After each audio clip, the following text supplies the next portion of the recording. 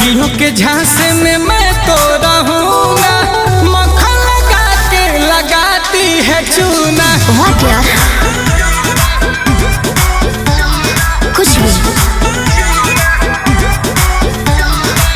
लड़कियों के झांसे में मैं तो रहूंगा, अच्छा। मक्खन लगा के लगाती है चूना। कुछ भी बोलते हो।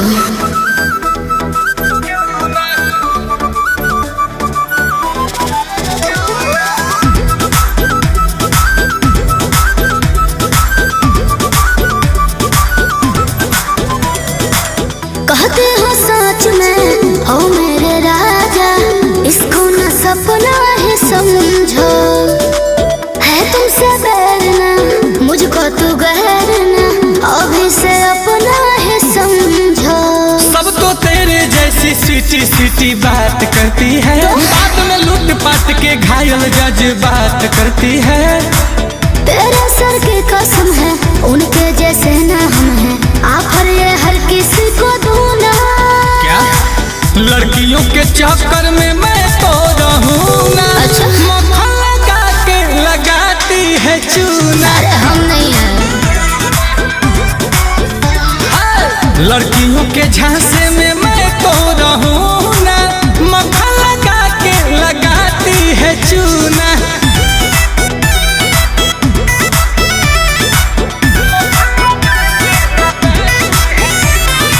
यह गोल्डन चांस का मौका रोमांस का मिस करना ना सही है। आज के बाद में रहेगा याद में, फिर मिलने वाला नहीं है।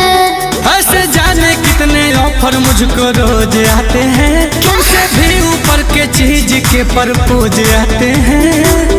सुनील कोमल सुन लो, करके तो अमल सुन लो, बाद में हमको ना छोड़ना।